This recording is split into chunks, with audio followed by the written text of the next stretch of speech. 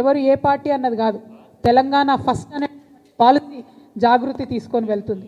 తెలంగాణ ప్రాధాన్యతల కోసం, తెలంగాణ మంచి కోసం పనిచేసేవారు ఎవరైనా ఎక్కడున్నా ఏ పార్టీలో ఉన్నా వారి గొప్పతనం ఉంటే, వారి మంచి ఉంటే ఖచ్చితంగా వారి గురించి మనం మాట్లాడుకుంటాం. అందులో ఎటువంటి అనుమానం లేదు. ఇవాళ ముత్యాల సత్యనారాయణ గారు లాంటి ఉద్యమకారులు అనేక మంది తెలంగాణ రాష్ట్రం వచ్చిన తర్వాత కూడా 10 సంవత్సరాలుగా విస్మరణకు గురైనటువంటి మాట వాస్తవం, అత్యంత బాధాకరం. చాలా సందర్భాల్లో రవీంద్ర భారతిలో దగ్గరుండి ఆనాటి కల్చర్ డిపార్ట్మెంట్తోని దేశపతి శ్రీనివాస్ గారు నేను కలిసి అనేక మంది తెలంగాణ తేజోమూర్తుల చిత్రపటాలను కూడా పెట్టించడం జరిగింది.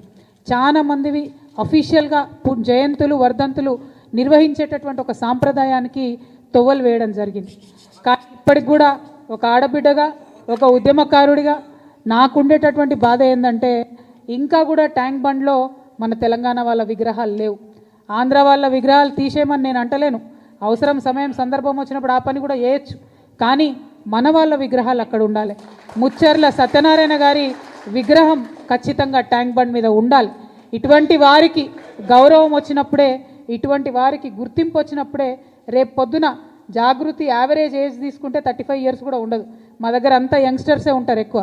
మరి వీరు ఇంకొక 60 ఏళ్ళు తెలంగాణ కోసం పనిచేసేటటువంటి వాళ్ళు కాబట్టి మా సంస్థకు ఇటువంటి యువతకు మరి స్ఫూర్తి రావాలంటే ఖచ్చితంగా ట్యాంక్ బండ్ మీద మన తెలంగాణ ఉద్యమకారుల విగ్రహాలు ఉండాలి.